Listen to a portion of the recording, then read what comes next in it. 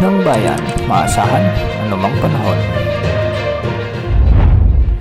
Magandang araw po sa ating lahat. Narito ang update sa lagay ng panahon ngayong araw ng Lunes, April 29, 2024. Ngayong araw ay magpapatuloy ang pag-iral ng easterlies o ang mainit na hangin mula sa karagatang Pasipiko.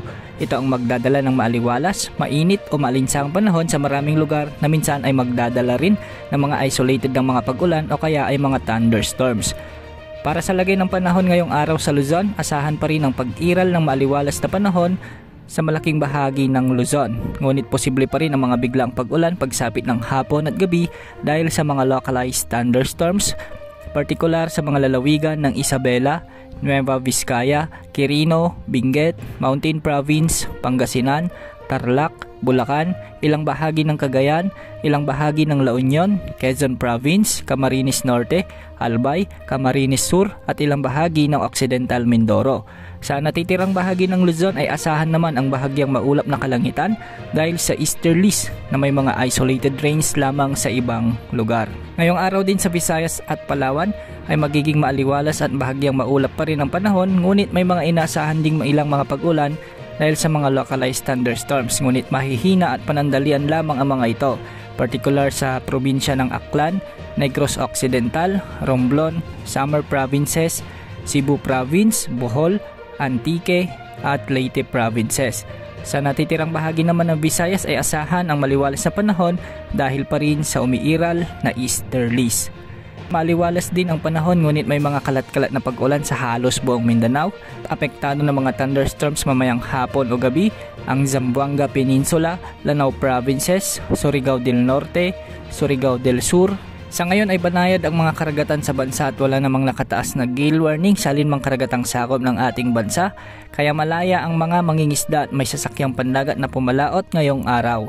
Mababa rin ang tsansa na may mabuong low pressure area o bagyo sa susunod na 3 hanggang 5 araw, ngunit ayon sa latest wind outlook ng GFS model, posibleng may mabuong bagyo sa ikalawang linggo ng Mayo.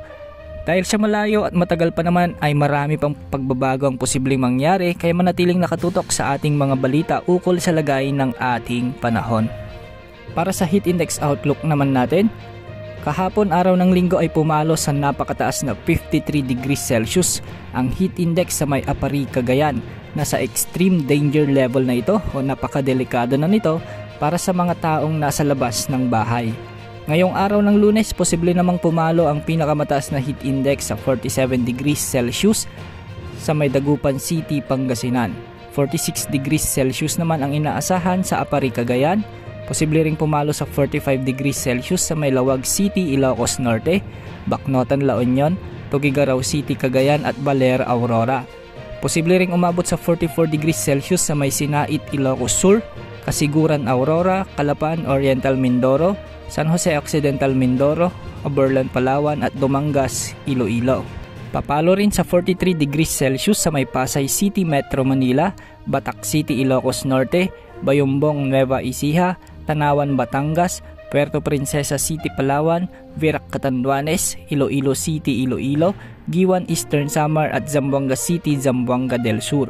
At posible namang umabot sa 42 degrees Celsius sa may Science Garden, Quezon City sa Metro Manila, Clark Airport sa Pampanga, Iba, Zambales, Science City of Muñoz sa Nueva Ecija, Subic Bay, Olongapi City sa Zambales, Legazpi City, Albay, Pili, Camarines Sur, Rojas City, Capiz, Mambusaw, Capiz, La Carlota, Negros Occidental, Dipolog, Zamboanga del Norte, Davao City sa Davao at Butuan City sa Agusan del Sur. Ang mga heat index na ito ay nasa danger level naman at posible pang tumaas ang mga ito sa mga susunod na araw. Pinag-iingat natin ang lahat sa banta ng dehydration, heat cramps, heat exhaustion at heat stroke. At yan po ang update sa lagay ng ating panahon. Ito po ang weather update ng bayan, maasahan anumang panahon.